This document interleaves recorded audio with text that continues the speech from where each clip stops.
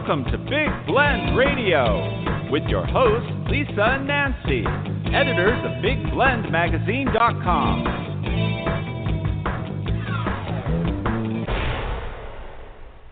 Welcome, everybody. As you know, our first Friday here on Big Blend Radio is dedicated to the arts and parks.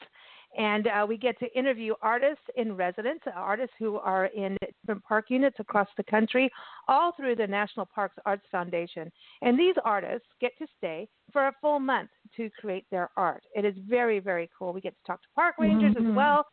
And very excited today because the National Parks Arts Foundation, that's the website to go to, by the way, nationalparksartsfoundation.org. But we have the photographer and founder, Tanya Ortega, back on the show. It's been a while. We've missed her, but she's joining us today to talk about what's going on for the rest of 2021. Of course, there's always changes in this world, right? But we're going to talk about what's going on, what kind of opportunities are there.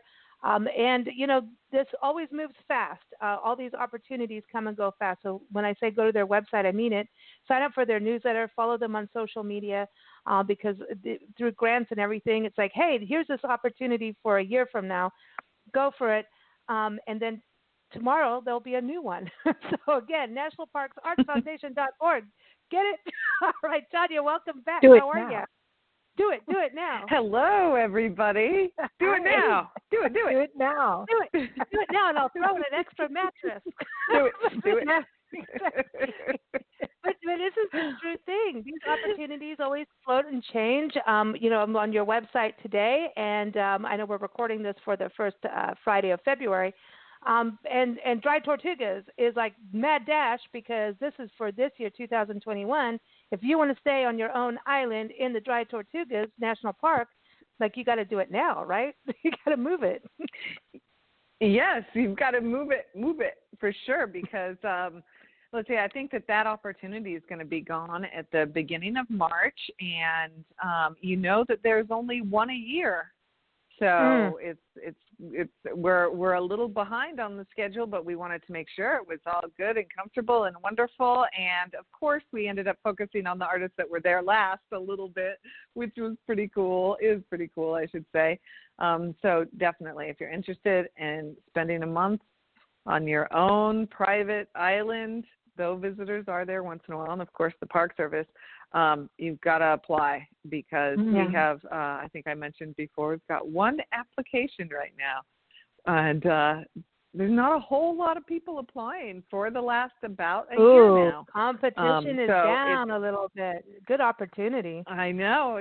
It's so strange, but it is a good opportunity. I think, you know, if I had the time to apply for things now, I'd be all over the place. Yeah. But being very safe and careful at the very same time. Well, this is about social distancing, really, because you're on this private island. You have to be a couple to go, not romantically, but hey, you never know what kind of art could come out of that. but it's like it's two people because you are alone on this island and you're living off grid, but you do have electricity through solar and everything. And I do want to encourage everyone, if you go to nationalparktraveling.com, just type in Dry-Tortugas, and some of the artists that have been there will come up and you can listen to their interviews we've done over the years. This truly is unique. The last two artists was Shannon and also Carl Stovland, Shannon Torrance and Carl Stovland, amazing photographers, artists, all visual arts. And I mean, they worked hard. Look what they went through to get Dry-Tortugas because they had to reapply, and they went on a major campaign to make sure.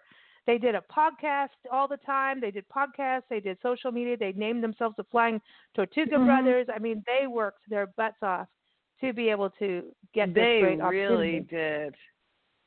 They really, I mean, what they did and are still doing, you know, these experiences do not leave people, and they have been just still inspired. I mean, let's see, they've been back many, many months now, so we're still getting used to the real world after an experience like that. But yeah, definitely check them out if you haven't seen them. And I wanted to interject here that there does need to be two people at least at this residency. And the first year that we had it, I made a big stink, in fact, and said, no, one person can, well, only one, that's not fair, you know, and this kind of thing. And the Park Service was nice enough to say, okay, If you think that one person can handle it, and then a couple happened to be selected, and we went to the island and visited them and stayed with them, and there is no way that there should only be one person on that island because if you fall down, I was like, oh, maybe there should even be more, that kind of thing. But yeah, there has to be at least two, if not more. Oh, wow. I was looking at the Dry-Tortugas because I really want to go. And I was surprised to see that James Audubon actually went to the Tortugas in May of 1832.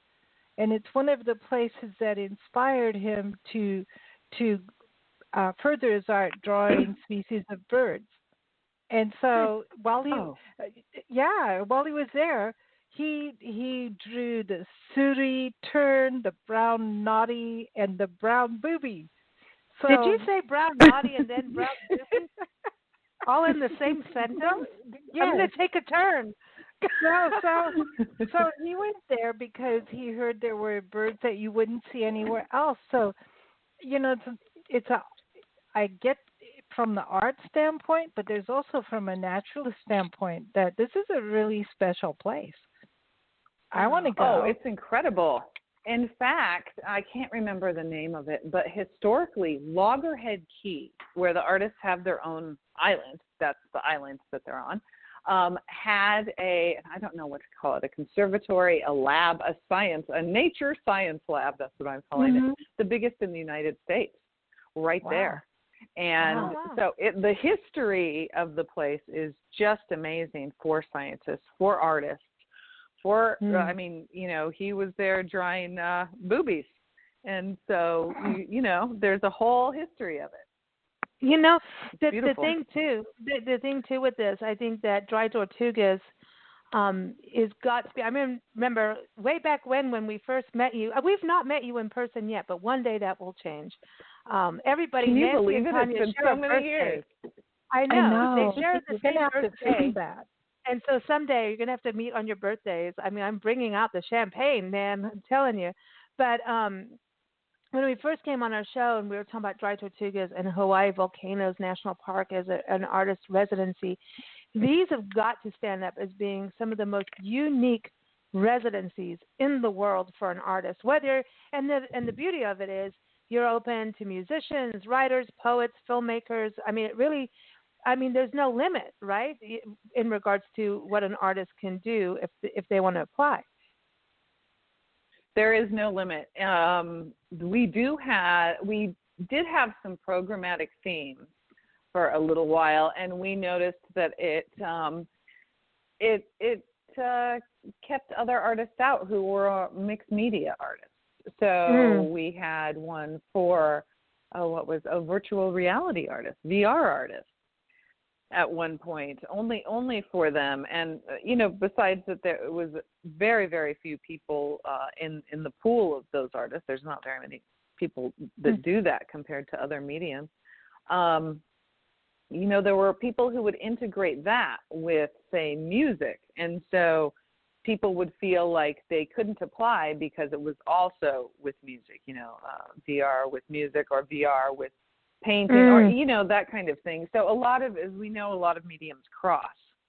So if you're an artist, usually you can do more than one medium, and if you put it in your work, then so we stopped doing that, and just it's open for everybody. And then we do have the veterans programs too. So those are specifically for veterans, which is awesome. But we stopped with the I was going to say the veterans thing to me is something really special and unique. And we've had so many. I know that Gettysburg, that's been one. Big Bend National Park has been one. But it looks like Fort Union. I know we do an interview every year. Fort Union in October is normally fall. You have an artist residency at Fort Union up in northern New Mexico, right outside Santa Fe. And Las Vegas in New Mexico, which is a fascinating little town of architecture, man. But this seems it's doubled up, and that you're saying is also that's part of the veterans program has gone into there, which makes sense because this is iconic in Southwest history as a trading post, but also as a fort for the military. It really is amazing. Actually, if you get online and you Google, aerial photograph of Fort Union National Monument, you can see how its shape was made for trade, not just for military, but for trade right there. And it's out on the plains. So when you think of New Mexico, most people don't think of, the plains. And this is out on the plains. And yes, it is the most major city it is closest to. Was that even English? Is the original Las Vegas, New Mexico. So it's pretty cool out there. Yeah, you wouldn't Beautiful. think that, but it is a plain because there's pronghorn out there, so you get to see antelope, which you don't get to see everywhere in the country, which is unique too. We've driven around that area, and we want to go to Fort Union. We haven't had the wonderful opportunity yet to get there, but hopefully this year we will get there. But so the Veterans Program will be there, and what's cool about this is you're actually at the park, right? You actually stay in the park for that. You residency. live at the park. Yeah, they give you a house, and you live at the park, and it's all, everything's included, and it's pretty amazing. It's pretty solitary. And, Stan Honda, he's been to a couple of our residencies. He was there last. And he had an amazing experience the whole time he was there. But also with the things that have been going on with COVID and whatnot, it was very, very quiet, of course. So everybody's experiences are unique and kind of what they create. Some artists come to us with their proposal that says, I want to engage the community and all of these things. And some artists say, to do my art and my public presentation will be, so this is a new thing, by the way, that's happening, is a lot of the public presentations are online now, which is kind of cool. We're reaching a lot more people online than just in person. So and that make it global. That makes it global. Yeah. Yeah. It makes it more global. We're reaching, sometimes we'd only get 30 people in a room in these small middle of nowhere towns, for something, and then online we reach millions of people. So the sharing is a lot of what it's about too. And that's a new thing that we're kind of dealing with. It's interesting, Stan Honda, too, and you were talking about him. We interviewed him when he was Haleakala-National-Park in Hawaii, where you are. You're not there right there in that park right this minute, but in Hawaii where you are. But he went there, but also he does a lot of astrophotography. And by the way, spell check, you need to understand that there is such a word as astrophotography. I'm just saying. Side note. We all need those. All right, Grammarly, too. You need to learn. But anyway, he's an awesome night sky photographer. He's also a journalist who's done sports. He's, covered 9/11. He's written a book on Manzanar and his photography of that out in California, the concentration camp that is. Would you say a concentration camp? It's like it is kind of like that, isn't it? What Manzanar is, but it's interesting when he went to Chaco, and then going to Fort Union last year and interviewing him there. He was like, this is exciting because that just became a dark sky park, which Chaco is too, getting that designation, which is really huge. And that means it kind of, whenever you hear dark sky parks, when you get that designation, you know that you're in a place that, I don't know, means that you can socially distance. I don't know why I put the two together, but I do, because it's just more pristine in nature and sky pollution, So, that's really cool that he did that last year to kind of put that on the map. It's it's not easy to become a dark sky park either. Have you ever looked at the requirements for that?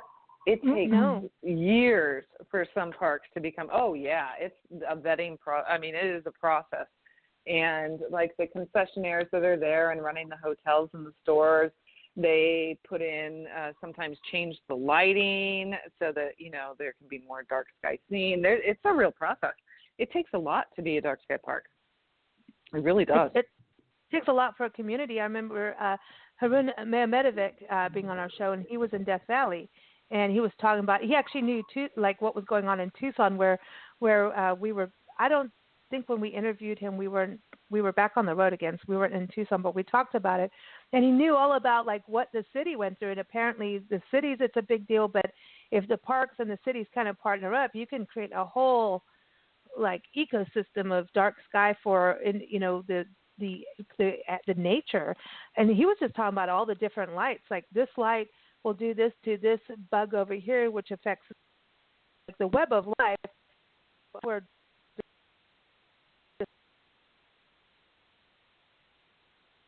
it runs in our ecosystem and our environment, how crucial it is. And that's really cool that he was able to go back to Death Valley with NTAF again and go back out there and do even more work, because he's incredible with his photography, man, and his work that he's done. Oh, yeah. Incredible. And we're expecting him here sometime, but I'll let you know when that is. So awesome. Hopefully that's going to be pretty exciting. And the dark sky stuff. So here in Hawaii, just in the towns, we have the orange lights for the night for bats and the night creatures, so they don't come. It's really once cities and towns get into it, it's kind of it's a little tough because, for instance, a street light. So okay, they're orange here for the flora and fauna and their rhythms, but to be able to do it right, and they have here where a light actually, and I know everybody runs into this, we want to do the best we can for everything, but if a light doesn't function for its original purpose as a light, then that's what you run into. So a lot of cities have tried to do it with different frequencies and all different kinds of things, but then they're like, oh wait, we had a street light here so people could see and be safe, and then now it's red and doesn't, people can't see. So there's like this real balance that the parks too, and the cities themselves have to take into consideration. And Harun knows like every detail of this, the aesthetic as well as the logistics of getting that stuff done, because he works with the national parks and getting them that designation. Man, he's strong about it too. Nancy's like, well, some people don't believe this. He's like, well, then get over it. He didn't say it exactly that way. Everyone, go back and listen. You can find him again also on nationalparktraveling.com. I think we're gonna have to put Nancy, I think we need to do like a special thing one day of all the artists in the parks that we've interviewed, because when you think back to everyone we've interviewed over these last few years, I mean, Glenn McClure was just on the show, Michelle Schwengel-Regala, incredible fiber artist, scientific illustrations. And we're talking about Audubon, James Audubon, like she's like incredible. I love following her on Instagram and looking at her work. But Glenn, doing this composition of the sounds of nature and science, and just I mean, the talent. I mean, it's incredible. It's extraordinary that they're in these, places. And I think just about every artist, and I mean musician, of all walks of life, artists that we've talked to, Nancy, wouldn't you agree everyone that we've talked to has had some kind of growth from their experience? Wouldn't you say, Nancy? Oh, sure. I mean, just the idea of being on an island pretty much just with one other person would be enough for that. It's got to change your outlook on everything. And also going from like our world of television, internet, and all this stuff that hits you all the time, and traffic, and then all of a sudden, none of that. That's got to make you stop and think. Sounds pretty good. Oh, and it's different. I mean, it's different when you get back. Like you realize that stuff can just kind of fall away a little bit, and it's kind of nice. And there's a lot of people get very upset when there's not internet like in Dry-Tortugas, right? Because they want to work, and I get that. I've been there, but then when I'm taken off the grid, boy, I love it. And then I realize all that stuff, all the time I'm spending Oh no, I bet I'm triggering the mainframe by saying this about all the time I'm spending the computer. If I were to be on 5 hours a week, if I were efficient, but then. But there's an adjustment. That's the dream. Time. I think it's about getting to your core, and as an artist to sometimes even it's like, oh, I want to go on and do research for this and this, but you're in this place where it's all there. A lot of the artists have managed to get into the archives, like with like Gettysburg and stuff. Even Chaco. Remember, Alice Lee's going out there and getting into the story of the women that were at Fort Union. She got all in there, man. And she was that's right. She really did. And got into their letters. And so, all the national park units have these archives, and the park rangers, they geek out on that too. They're like, hey, we get to get into the archives, or we get to take you on a hike. Yay, out of the office, same way. It's everybody's enthusiastic, and there's something about being in those parks where you're in the footsteps of nature. You're following in the footsteps, and maybe it's Nene's and Haleakala, or I should say the wing steps of them. But then also the native peoples, the indigenous peoples, and the pioneers and the homesteaders, and all the people that have crossed over. And I think that also really influenced a lot of the artists over the years that we've talking about. It's pretty amazing what they've captured over, and then also how they want to also protect these environments. And the history. Oh, preservation. Yeah, preservation. I mean, and I just wanted to say, too, that, we've had First Peoples, First Nation peoples, all kinds of people doing these programs. And Jason Garcia, it's so funny because I think of him as his native name, which I think you pronounce Akupin, if I'm correct. I always forget his English name. Isn't it Turtle Mountain? Turtle Mountain. Turtle Mountain. It's Turtle Mountain. So for him to go, and that is his art. It's part of his art, is his identity. And for him to be able to go to Chaco and be inspired by that, and his ancestors. And he's a great artist. But if you haven't looked at him, audience, please do, because a real good take on contemporary things combined with traditional culture, and it's beautiful. And he does ceramics and printmaking and all kinds of things. And he brings it to the future. He takes the past, the present, and the future and merges it together, which is so cool, And then look at Cody Brothers, who refuses to go digital, man. He's like, hell no. I'm staying analog, man. That's it. You guys can take your 20,000 photos, and I'll take 10, and I'll get one, and you can take 20,000 and get one. You know what I mean? It's like, it's cool. I totally know what you mean. Did I ever tell you guys the story about Cody Brothers and the selection committee, of course, is about, I think we've got about 30 people on the selection committee, and so I can't say that, of course, I was the only one picking Cody as the artist. But did I ever tell you that years and years ago, I think it was in 1999, I had to print a bunch of photographs, and it was my first time not printing myself, and I was very hesitant. And he had just started his company in Santa Fe. Oh, yeah. So anyway, I go in there, and I'm a bit of a complainer. I'm a perfectionist because I do large format too, like Cody does. And I'm real picky. I do film, and at the time I wouldn't even do digital. I wouldn't even think of doing digital.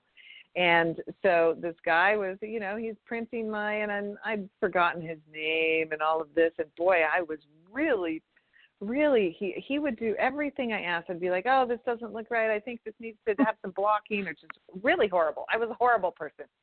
And I printed, I think, about 30, maybe 50 prints, and loved them. And they ended up fantastic. And I always felt kind of bad because I put this guy through the ringer. And I kind of forgot about him, and then I had other people there printing other things, and, that was a big show, actually, that Smithsonian bought a couple pieces from. But anyway, and so all these years later, when I'm looking through the people that have been chosen and Cody showed up, I was like, hey, that's the guy that I was so mean to all those years. And it was Cody. Hey, what comes around goes around, man. It always does. Full circle. I was so happy. I was so happy that he had been chosen because I somehow felt like, no, he really works hard. Redemption. He really makes sure that artists get what they want. So, So is Fort Jefferson near, or like Fort Jefferson is part of the Dry-Tortugas, correct? Fort Jefferson? it is. Okay, Fort Jefferson. And it's haunted. Mm-hmm. Well, I was just looking at Fort Jefferson, and okay, so when President Lincoln was shot by John Wilkes Booth in 1865, the doctor that was part of this,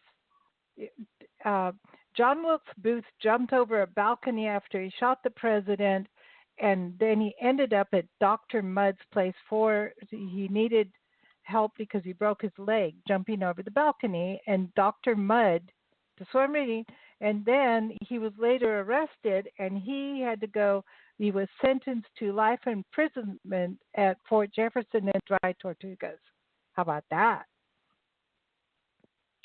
Wow. Yeah, that's entirely true. Yeah, and so I don't know. I'd like to go to the island and do something about that. Dude, she's stuck in Dry-Tortugas. We're not pulling Nancy out. She's like there. No, because, that's it. well, she's totally sucked in. She really is.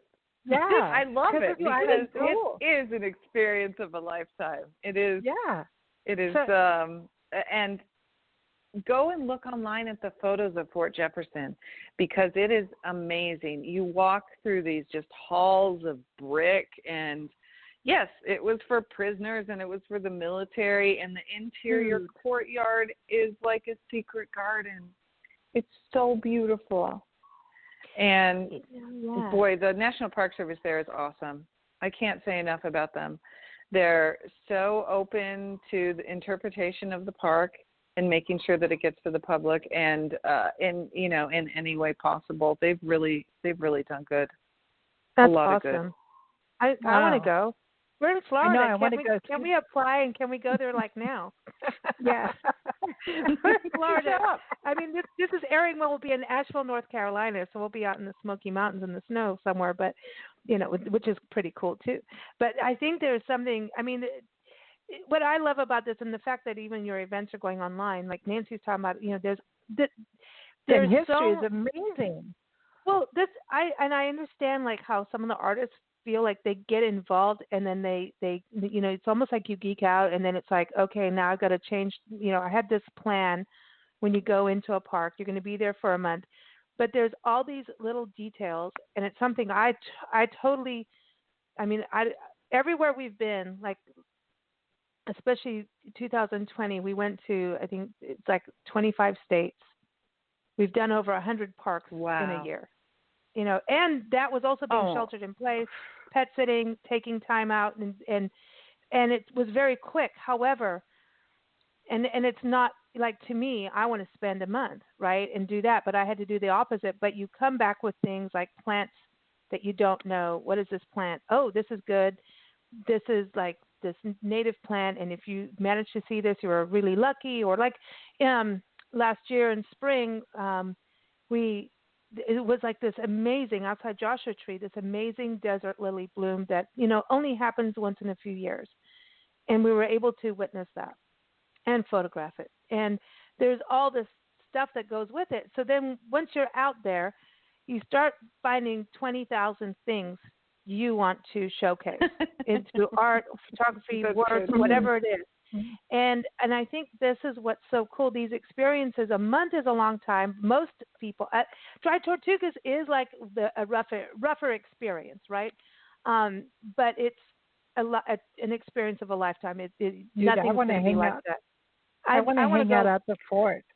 But when you come back, and and you have all this footage, then it goes on. Like, I don't see the artists ever really stopping their footage. So like, I've been following a lot of them on Instagram and social media and stuff, and I still see people from 2 to 3 years ago still producing art from their experience. So it's because they have so much. You know what I mean? That's what I was trying to say. I have so really, much. I'm like, what am I going to do? But you keep putting it out there.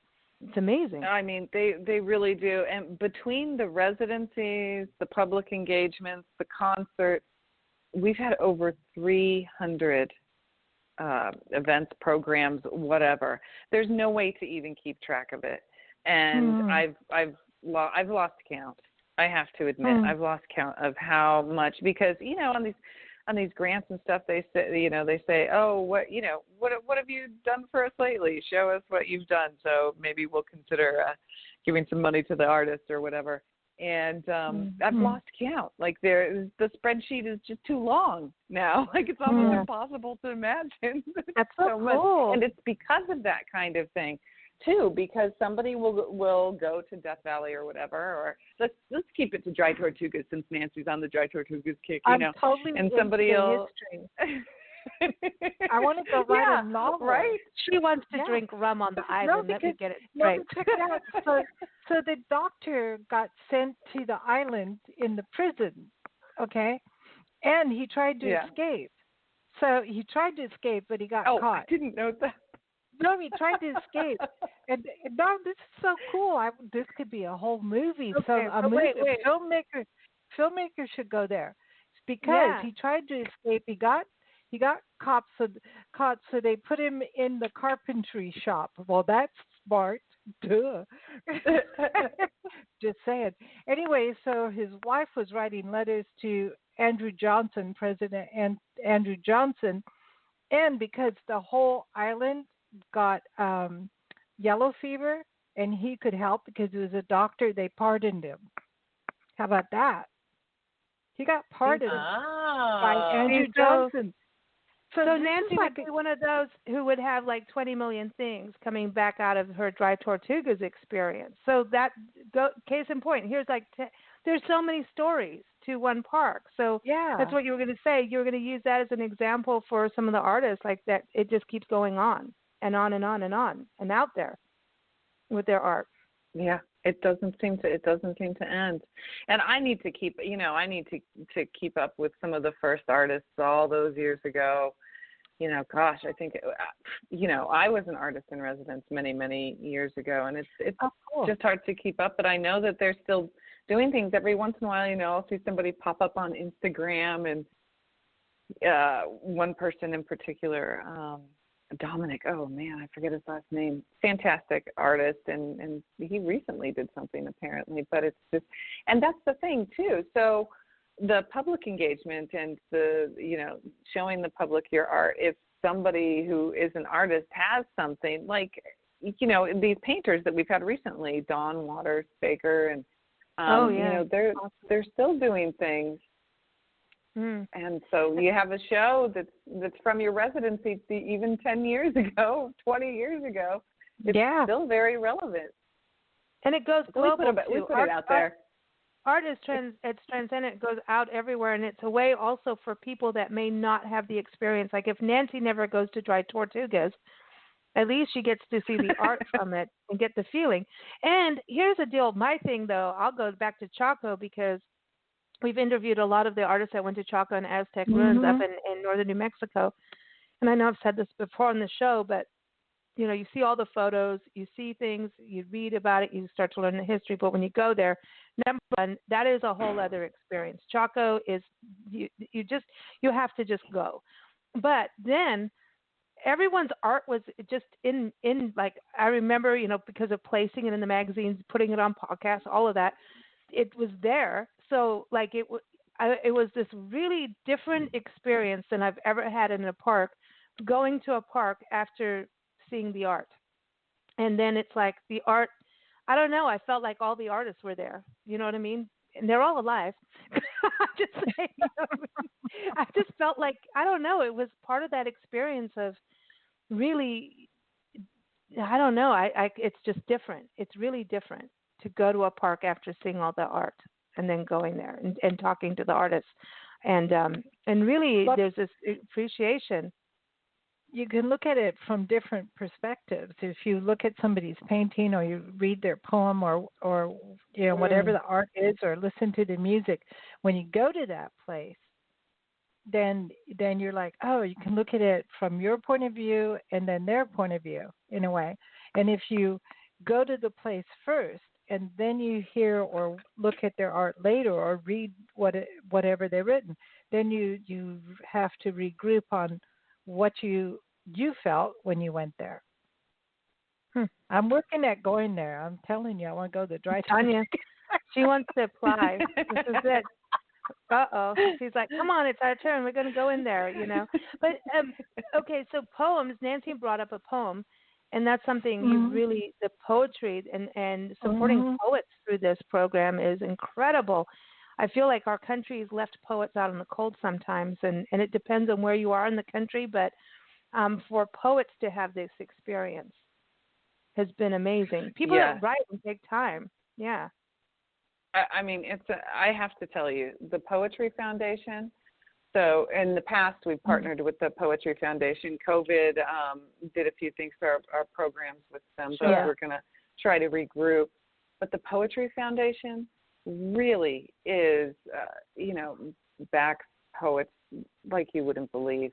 I'm really impressed with what they've done. I know that they're going through some changes right now, good ones, really good changes. But good. But I'm really grateful to them. We are all really grateful to them and the poets, and hopefully. And that was one of the themes that we had for a while too, was just for poets, because we also felt that they were left out. So, maybe we'll be able to bring that back when things get into high gear again. And this last year and this coming year will be a lot of sort of regrouping. How can we, and anybody that wants to email us ideas or even volunteer, we're open to all kinds of things. And that's how a lot of the thematic programs started. Somebody said, look, somebody's getting left out in the cold here, not just with our programs, but just in general. And what can you do about it? And then we'd have them come up with them, shoot it around for a while, and put it in the works, because everybody's got to have this chance, And as you know, that's one of the reasons. That's one of the reasons that I even started in PAF, was because I was not being accepted to programs. So I wanted to make sure that a lot more people could be. So I wanted to touch on music, the musicians too. We talk about poetry, painters. You've had filmmakers out there, and photographers, and fiber arts. Look at Michelle. But in Haleakala, you had Hunter Nowak. Hunter brings out a piano, man.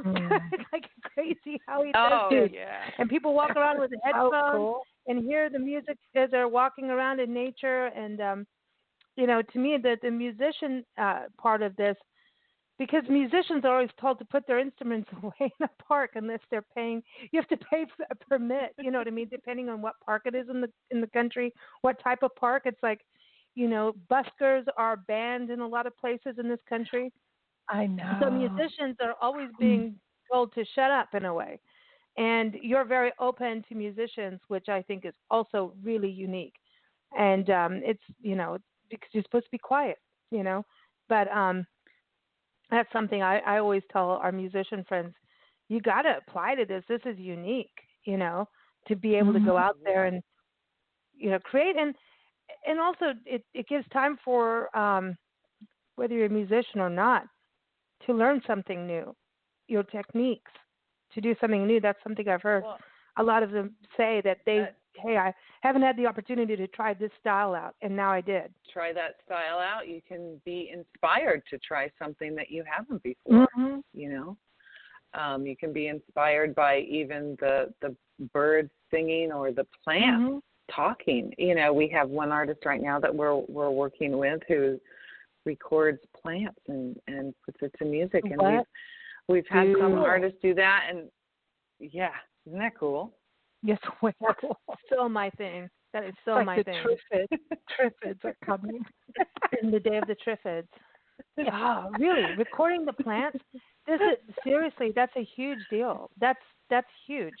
That's unique. Like, you've had musicians go and record underwater. I mean, and stuff like that, which is, to me, I'm into that. I want to start recording that as we travel, but to record the plants. That's it's really removing the clutter of our everyday life, so that you can tap into other parts of who you are and what you can produce.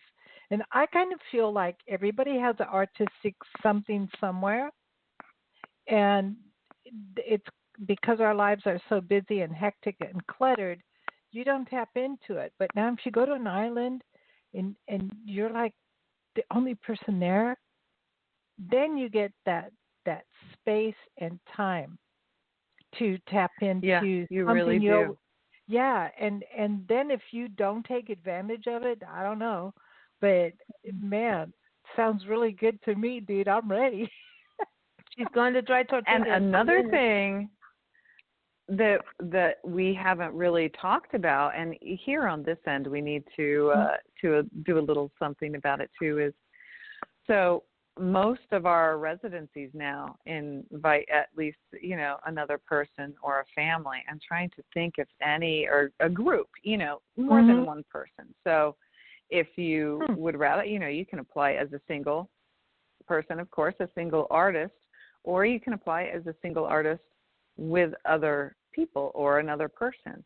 And we really need to find out more about this, because the people who come with the artist have been affected in such a good way with exactly what you're saying, Nancy. There's a part of creativity in everybody, and once you get that, that alone time, and you are able to, just sit and listen and be with somebody too who is doing art, you can. It's a new thing. So there have been, I think, pretty much everybody who has been with the artist, even kids. They get this a new door opened for them, a point of perception, I guess it would be, and acting on that inspiration. And I love this. You get inspired, and you feel, especially for children, it's like it's okay to go experiment here and see this and do that, and try to do something different outside of the classroom where it's kind of regimented what you have to do. It's like color outside the lines of the coloring book. It's like exactly. Yeah, so I love that.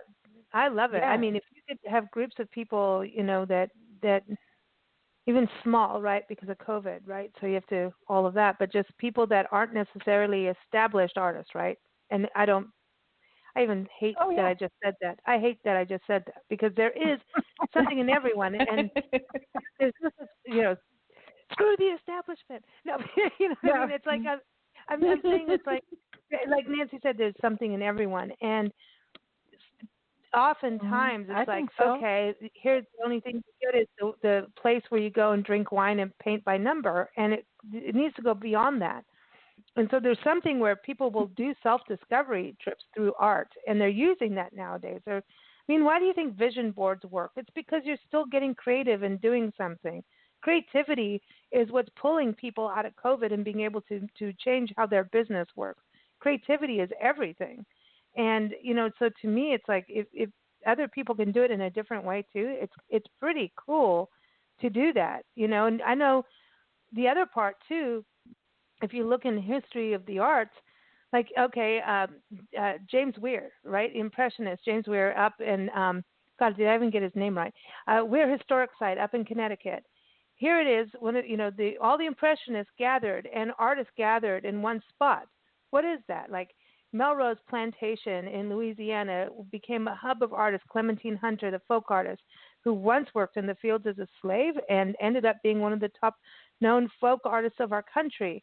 And yet she got paint from this plantation that became a writers and artist colony. Writers lived there, artists lived there.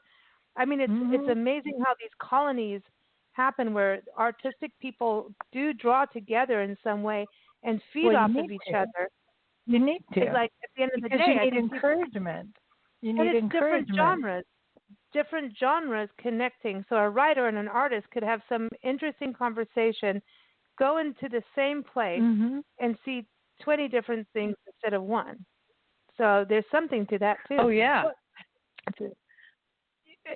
I always wanted Lisa to write music to one of my paintings. Like I thought that would be kind of cool, mixing the genres, and it's the same subject matter, but you're seeing it from a totally different aspect. Mhm. Like synesthesia. Yeah, it's just not cool. anesthesia. And there is not anesthesia. I think it's called synesthesia, where it is definitely something that people say you feel blue. You play the blue. Yeah. The color blue. Exactly. Yeah. It's gosh. actually it's a thing. And it's necessary, and I think that's why so many creatives can work in so many different mediums.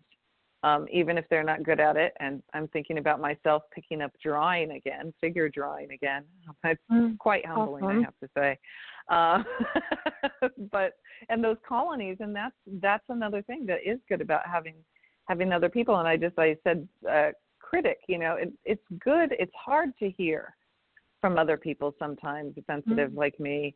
And to have other people talk about what you're doing or comment it. But if one of the reasons that if you expect people to see your artwork, and I'm not saying that should or shouldn't be, but if they will be, then and you're trying to reach or to say something, then you're going to have some kind of sounding board that maybe isn't just yourself. And that's why the colonies are good. But we were just talking to a musician the other day, Lisa, about John.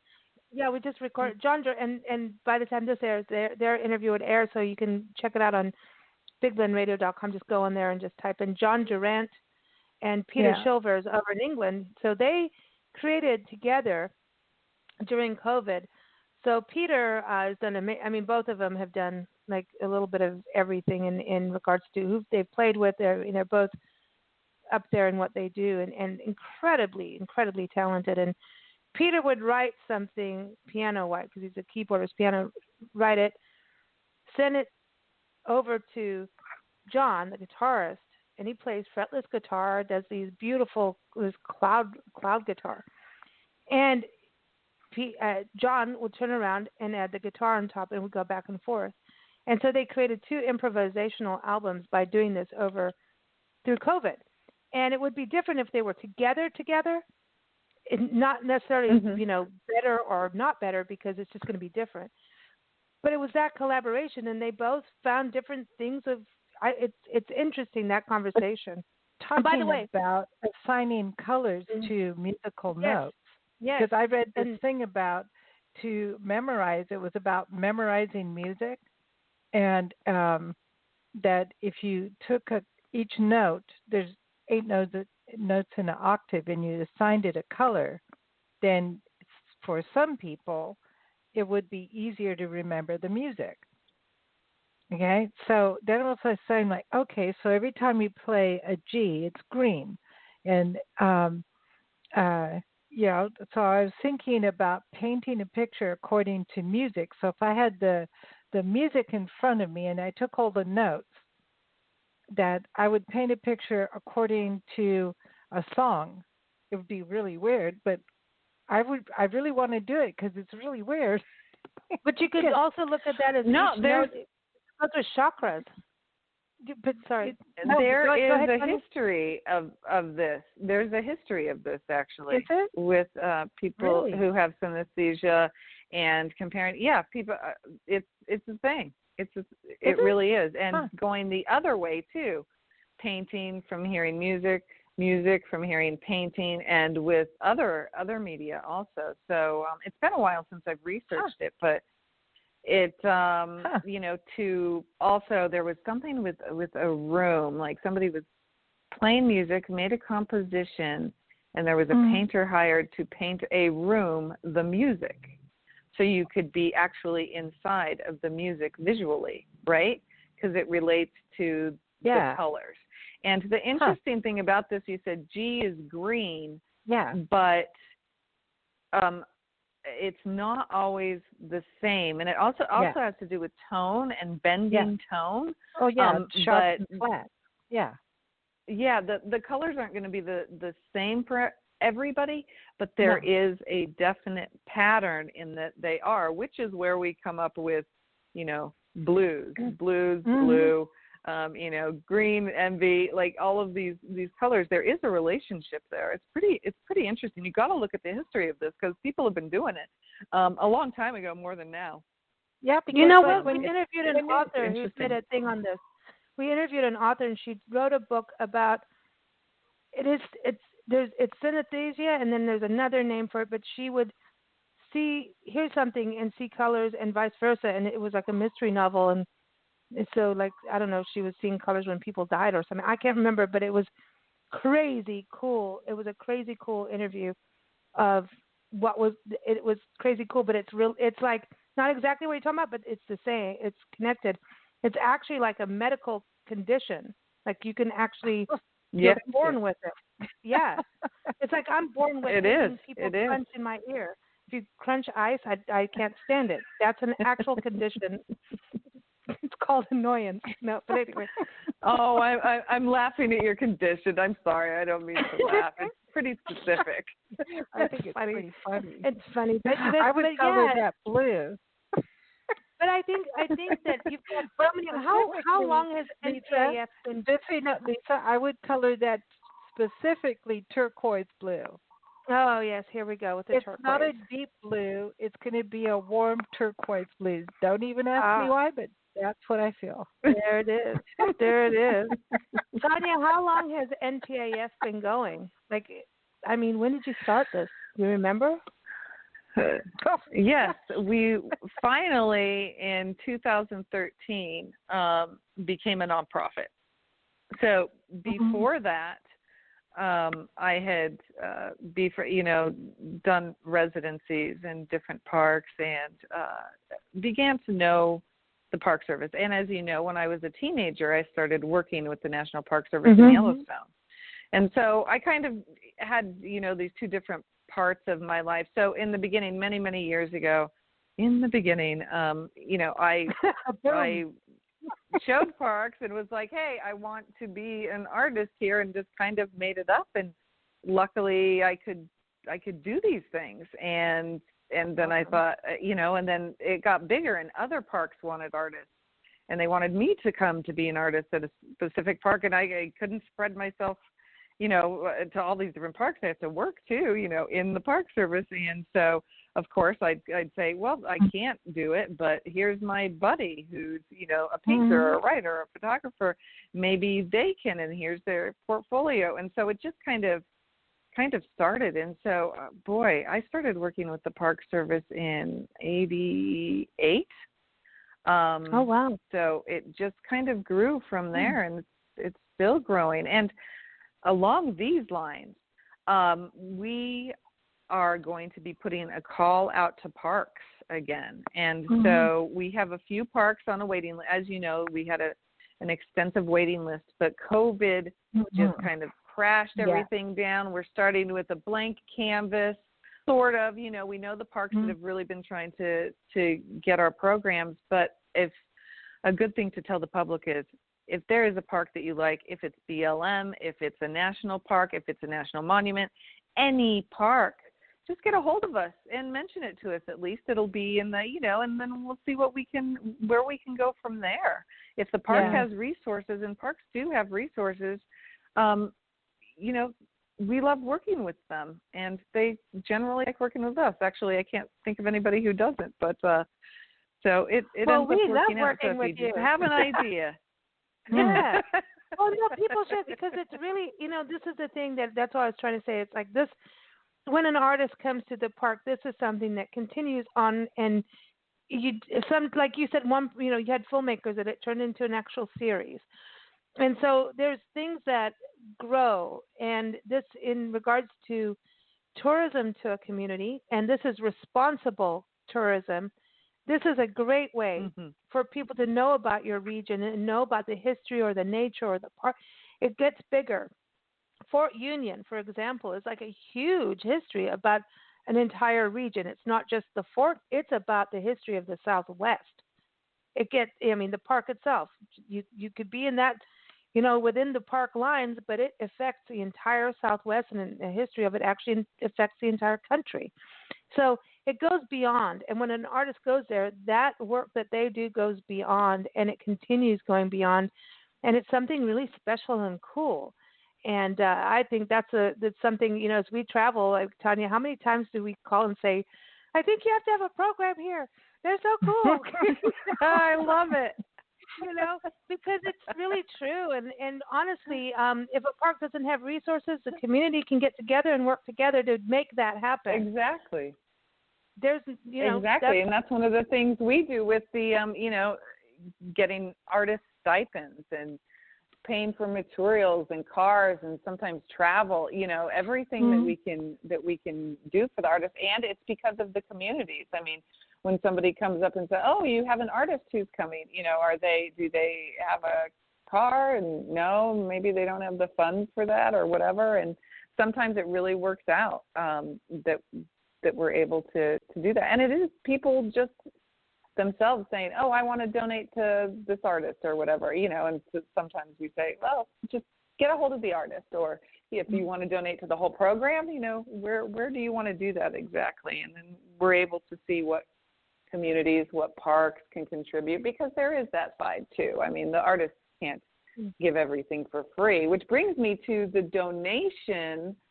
A lot of artists are able to donate to the parks, the Department of Interior Department works. So it's national museums, which is pretty cool. So, I mean, even Alice just donated a beautiful, absolutely stunning piece to Fort Union. I mean, incredible. How nice. And most of these artists don't, donate something big. It's not required. Because, that would kind of be like, oh, you get here if we get something. But all the artists are just donating these incredible works, like Emma Stibben to Hawaii-Volcanoes National Park. She's from Bristol, England, and she just, incredible. And it's archived, and then people get, the public gets to see it, and it's there forever. That's just awesome. like the works that they did before Yellowstone was even created, as you know, because they say it a million times. Artists went there, photographer and a painter, and then got the National Park Service started because they saw the paintings, the sketchbooks, the drawings. Oh, it is beautiful. This is a worthwhile. There's a history. Oh, yeah, and you're continuing with this. And donating your art is also really good for your resumes. And then when you go to a gallery to represent you, I'm just going on the visual arts right now, and maybe if you're a muralist and, whatever, you're like, hey, I've been connected with this, esteemed establishment, which is our National Park Service or state parks, or this is something to really, add. I mean, my resume is added with snow shoveling. I have that as my new skill. But so I can't go to the park. I'll volunteer, but that's a little different. When you donate a piece of work and it's actually being shown or archived and being part of something in a park service, that's something that's good for the artist too. No matter what kind of art. Well, and it's good for it's good for the artist. It's good for even when Bonnie Prince Billy was here at Hawaii-Volcanoes National Park, he was inspired to write a song about the Menehuna. And that's super cool. And so other, it's not just two-dimensional. If you make film, if you do music, you can donate. You can give a CD and say you can play this whenever, or whatever you want to do. But it is very, very good for the artist to be able to do even the photographer. At least to have the option to give, Ooh. I know Gettysburg is going to come, back around in the future, but there was a video that a couple did of the trees, and that was just there's this video. Oh yeah. You know what I mean? How these trees have been there through everything. They've seen everything, the ghost trees, and just when we went to Gettysburg, it just I feel like everything was. It made me look at. Let me put it this way: if you've seen the art. It made you look out for something that more than a brochure can do. Then you honestly maybe would normally because an artist has painted over something. They've worked and crafted over making a point of something, right? This is something that's special. So when you go to the park, you start looking for that special thing. It's like a treasure hunt in a way. That special thing. And then the history of that one with when you drove into the park.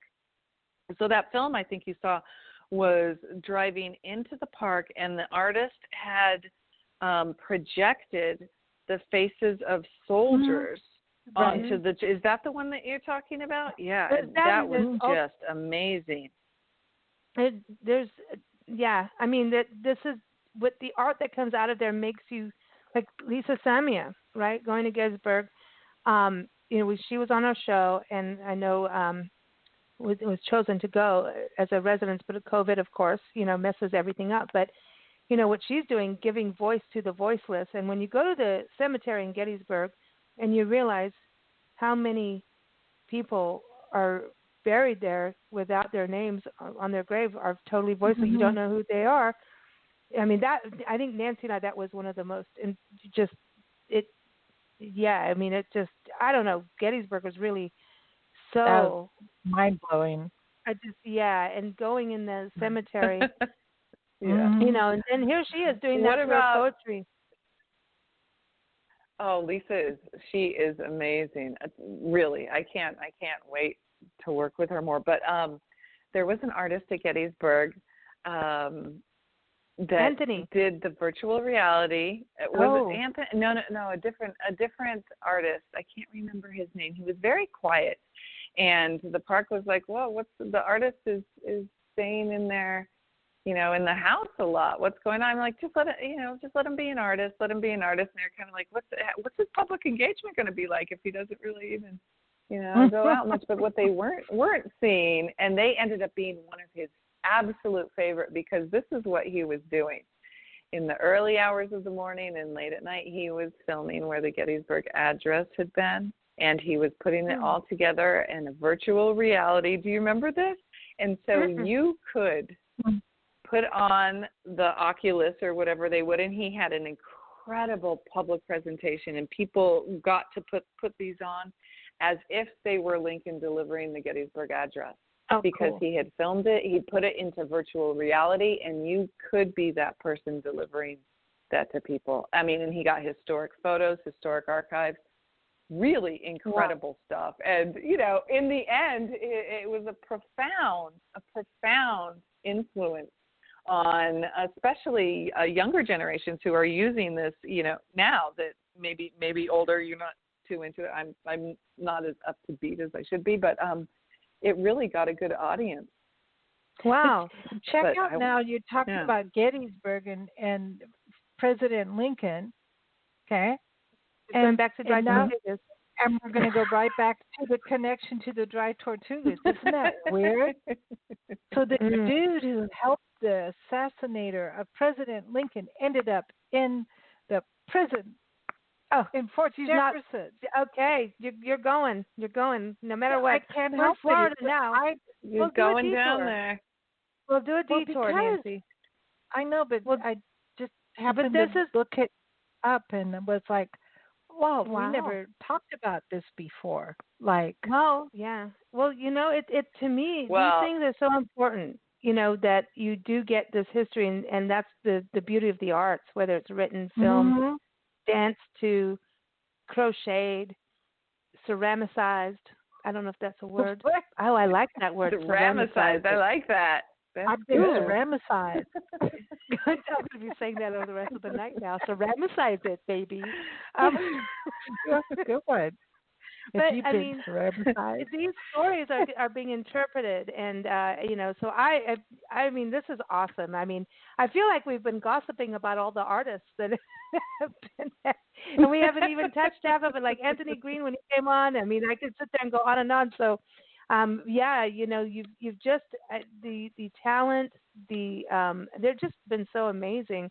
And they really do open your eyes to other things that you would see in a park. And that was my point of that. You go in a park and there's the typical thing to do, but artists, whether it's music or painting, they draw something out that you typically may not see.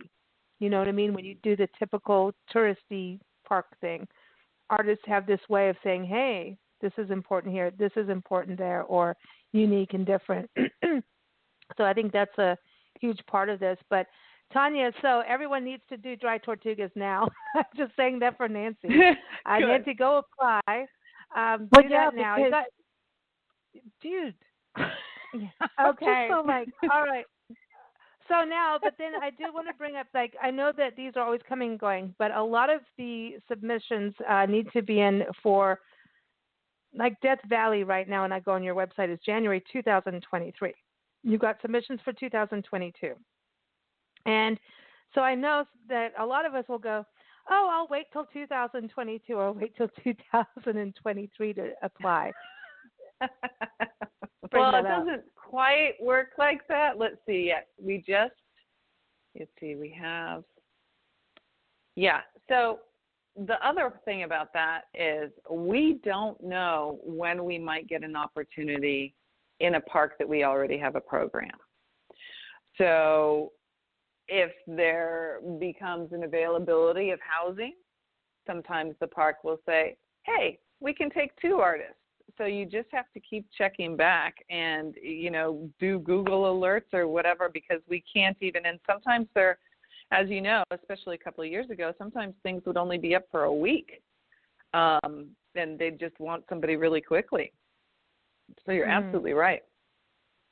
So go keep up with it. And it seems far off. Yeah. It seems far off, but really you just have to prepare. And the great thing about that, too, is so on this end, we have to put them sometimes even 3 years ahead of time. But mostly it's because we need to get the funding for the artist, this kind of thing. And when you apply now for a year from now, you know what that gives artists? It gives time to come up with funding for the program with us. We have more time to apply for grants. So even if and this has happened, when somebody gets accepted, then we will start applying for grants with them, and they can say, I am an artist of the parks, and I am going, will you contribute cameras, or can you do this, or can you do that? And it really gives companies and different people time to be able to say, oh, this is happening, I can contribute to this. And, galleries time, oh, this is going to be an exhibit here at the park in 3 years, or that kind of thing. So it welcome gives home it a lot exhibit. of time. I think the Flying Tortuga Brothers really showed the power of what you can do on the publicity side. Number one, to like, hey, I really want this.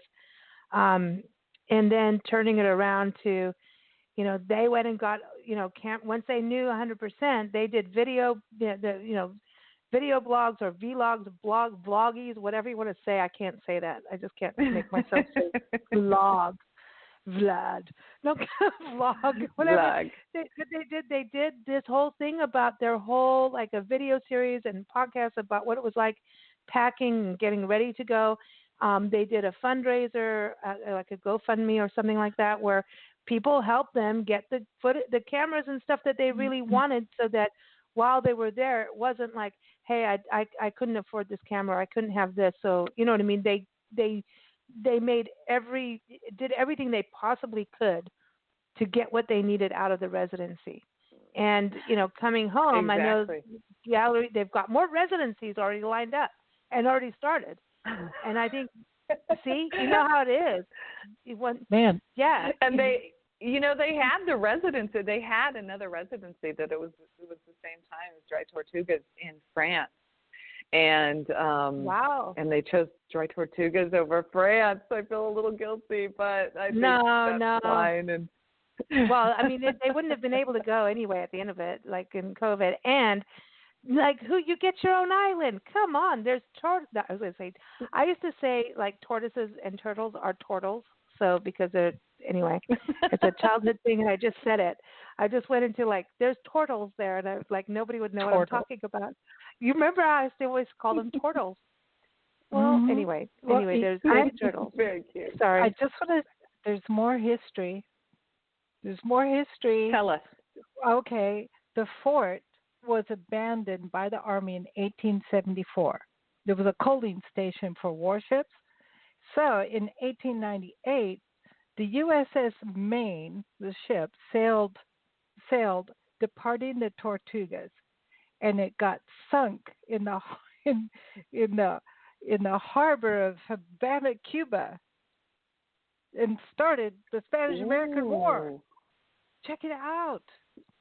Man, that's a big part of history right there. Yeah, so the American newspapers said that they blamed the Spanish, but that may not be absolutely true.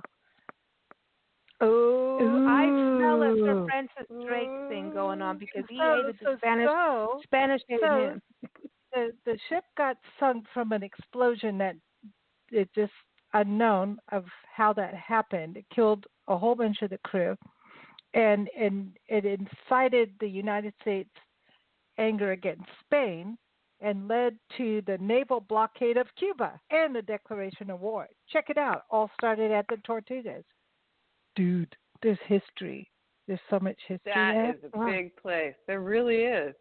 There really is. That's cool. It's worth it. That's cool. We got to do that, man. We got to go. Okay, we're going to go do a detour there. We got to get running. Go to that park. We got to go to that park. We do. We got to get running. We've had a good conversation here. Like, we need unlimited time. I'm just saying. But I do want to tell everyone, nationalparksartsfoundation.org is the website. You can follow them on Facebook, Twitter, Instagram. Keep up with them. Sign up for their newsletter, too. That's also a great way to find out what's going on because things are always changing, especially with COVID, things change. So stay on top of it if you can, as best you can as an artist. And also donors, come on, this is a very cool nonprofit, and they do awesome work. And this is really part of preservation of parks and also showcasing them and getting people that may not be able to go to a park are able to experience the park in a unique way through art. So again, nationalparksartsfoundation.org. If you go to nationalparktraveling.com or blendradioandtv.com, just type in National Parks Arts Foundation, and you'll find the interviews we've done over the years with the various artists. And it's been a joyride, and we're looking forward to many more. So keep up with us there. And we're going to close with some music. And you know what? I know we play this song a lot when it comes to NPAF, the National Parks Arts Foundation, but we're going to. It's called Chaco, and is from the Tallman Group from their first album together called Too Tall. And this song is beautiful. And when I wanted to play it while we were in Chaco, and Nancy, it does talk about turquoise in there. They sing about turquoise. So you talk about turquoise, but Chaco, we're going to play that. And I know, Tanya, that Chaco is a special place to you, and we totally understand why going there. That was a magical time going there when we went there. So here it is, Chaco. Thank you, Tanya. Thank you. All right. Bye. Thanks. Good to talk to you. Bye-bye. You too. Bye.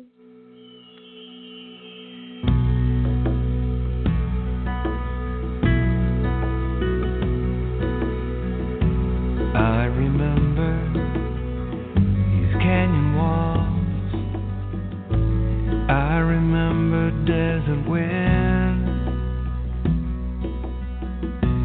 Though I've never been here before, it's good to be back here again. It's good to be back here again. Oh, Chaco, you were my home. And part of me still here, with these same eyes, but a different face in this place. The time is long since gone. Oh, Chaco, you were my home.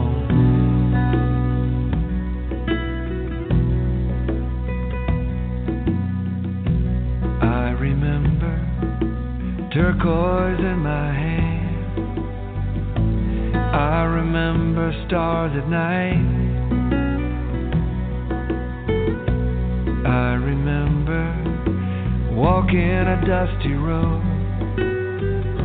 I don't remember how I died. I don't remember how I died. Oh, Chaco, you were my home. The part of me still here, with these same eyes, but a different face in this place. The time is long since gone. Oh, Chaco, you were my home.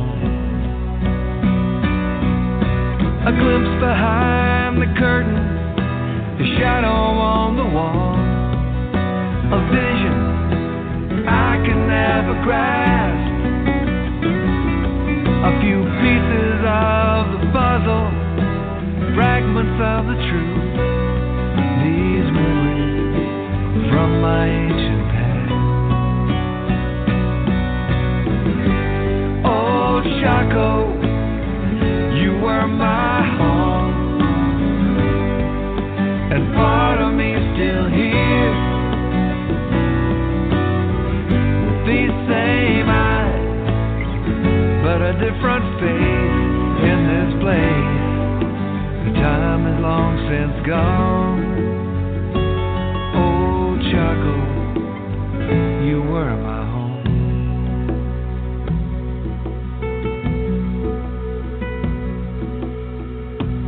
I remember